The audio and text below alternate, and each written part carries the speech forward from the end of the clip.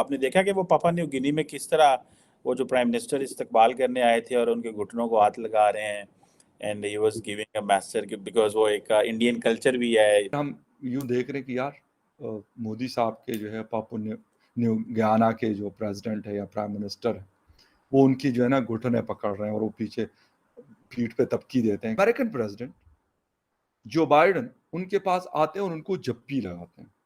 अच्छा, वो बैठे हुए हैं और जो बाइडन पूरे टेबल को क्रॉस करके उनके पास आते हैं। मुझे भी बहुत से लोग ऐसा कहते हैं कि आप जो इंडिया का एजुकेशन सिस्टम है उसको सीखिए और पाकिस्तान में उसको लेकर आए, चाहे उसको कॉपी करें, फॉलो करें। कॉपी करना हमें थोड़ा सी इंसल्ट फील होती है कि जी हम इंडिया को कॉपी करें।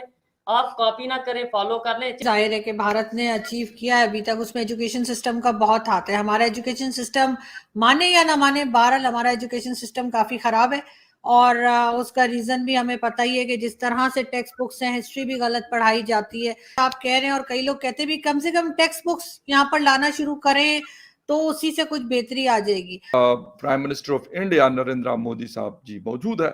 G7 समिट उन्होंने अटेंड की। अमेरिकन प्रेसिडेंट जो बाइडन उनके पास आते हैं और उनको जप्पी लगाते हैं। आपको भी पता है, मुझे भी पता है, जो भी अमेरिकन या यूरोपियंस होते हैं जिनको हम अंग्रेज कहते हैं, बेसिकली जप्पियां शप्पियां नहीं लगाते, वो सिर्फ शेक हैंड करते हैं, हैंडशेक करते हैं। उनकी एक रूटीन है, ठीक है। क्यों? क्योंकि उनको पता है कि नरेंद्र मोदी जी इससे पहले डोनाल्ड ट्रंप साहब के साथ वो जप्पी का पा के मिलते थे।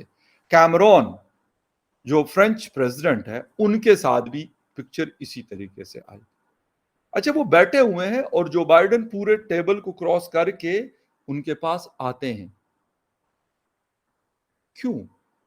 कैमरॉन आते हैं जी, जेलेंस्की तो चले एक और हिसाब किताब है, लेकिन फिर भी एक कंट्री के हेड है यार। ये होता है कि फिर हम यूं देख रहे हैं कि यार मोदी साहब के जो है पापुआ न्यू गियाना के जो प्रेसिडेंट है या प्राइम मिनिस्टर है, वो उनकी जो है ना घुटने पकड़ रहे हैं और वो पीछे पीठ पे तबकी देते हैं कि हाँ कोई मसला नहीं यार, आपको कोई कर्ज उधार चाहिए हम आपको दे देंगे, हमारे पास पैसे काफ़ी हैं, आपको हेल्प हम कर सकते हैं, आपकी इन्वेस्टमेंट भी यहाँ कर सकते हैं। लोग कहते हैं जी पाकिस्तान पीछे है तो पाकिस्तान ये नहीं करता, तो यही तो बात है, इसीलिए तो बात कर रहे हैं। रीजन क्या है और ये बदल क्यों नहीं रही ये चीज़ें। तो हमारे साथ एक आदमी काम करता था, वो कहता था जी सर ये तो 100 रुपए पे जाएगा, 100 रुपए पे। बिलीव मी, आपको मैं बिल्कुल वो बात बता रहा हूँ।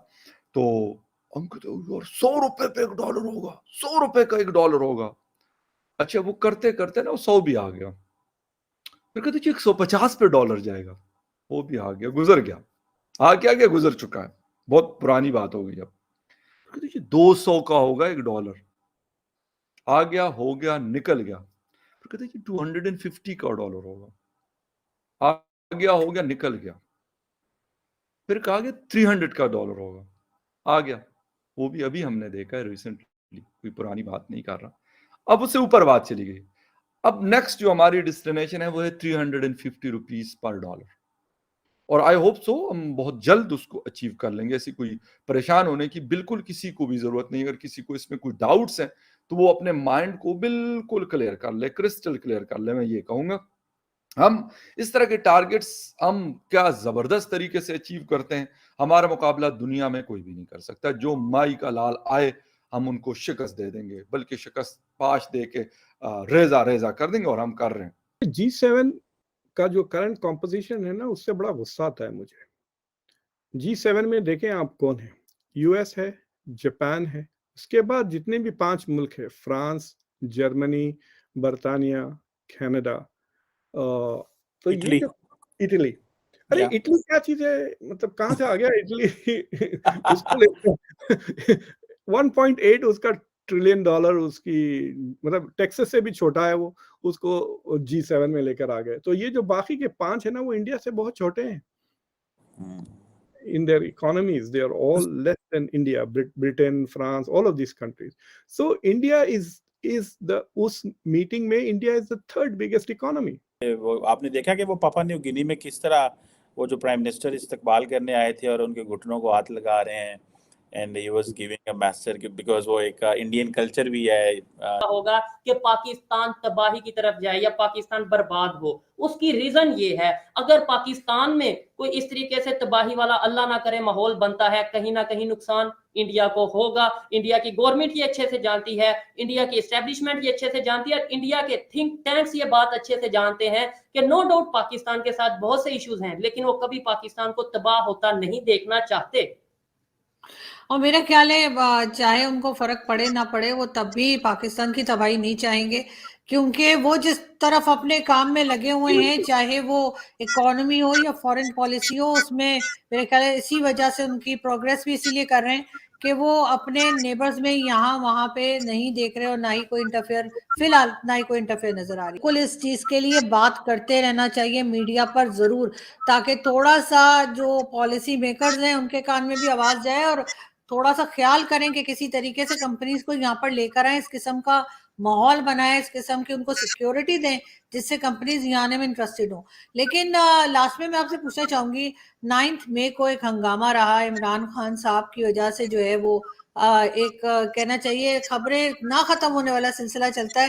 खान साहब जितना कंटेंट देते हैं हम लोगों को शायद ही कोई देता होगा, तो खान साहब ने एक बार फिर हंगामा किया और उनकी पार्टी के लोगों ने GHQ और इस तरह की कई जगहों पे जाके जो तोड़ फोड़ की, और उसके बाद से आज तक मुसलसल यही हो रहा है कि कभी खान साहब ने जाना है अदालत में और कभी नहीं जाना है, और ये चीज कभी कहीं जाकर रुकेगी और इससे फायदा किसको हुआ? हाल ही में G7 समिट को अटेंड करने के लिए प्राइम मिनिस्टर मोदी हिरोशिमा गए, जो कि जापान की एक सिटी है, और लौटते वक्त उन्होंने पपुआ न्यू गुआना के हेड के साथ मुलाकात की, और इस दौरान उन्होंने PM मोदी के पैर छुए एज अ ग्रीटिंग, और उन्होंने ये दिखाने की कोशिश करी कि इंडियन कल्चर को वो भी समझते हैं, और इसीलिए उन्होंने PM मोदी के पैर छुए। खासकर सॉफ्ट पावर हर दिन बढ़ता ही जा रहा है, और अब भारत को ग्लोबल साउथ का लीडर भी बोल दिया गया है। जितने भी वेस्टर्न कंट्रीज़ हैं, जो पावरफुल कंट्रीज़ हैं, उन्होंने इंडिया को ग्लोबल साउथ का लीडर बोला है, क्योंकि इसी चीज़ के लिए चाइना भी क्लेम करता है कि चाइना ग्लोबल साउथ का लीडर है। लेकिन क्योंकि लगभग सारे वेस्टर्न कंट्रीज़ इंडिया की लीडरशिप ऑफ ग्लोबल साउथ के क्लेम को सपोर्ट करते हैं, इसलिए ग्लोबल साउथ पर इंडिया का ज़्यादा प्रभाव है। पाकिस्तानी मीडिया का कहना है कि भारत समिट के ऊपर समिट कर रहा है और बहुत ही सारा सॉफ्ट पावर कमा रहा है। वहीं पाकिस्तान के हालात सुधर नहीं रहे। पाकिस्तान वही IMF और दूसरी तंगियों के चलते फंसा हुआ है, और इन हालात से बाहर निकलने के लिए अब सिर्फ भारत का एजुकेशन सिस्टम ही शायद काम करेगा, ऐसी चर्चा पाकिस्तान के अंदर हो रही है।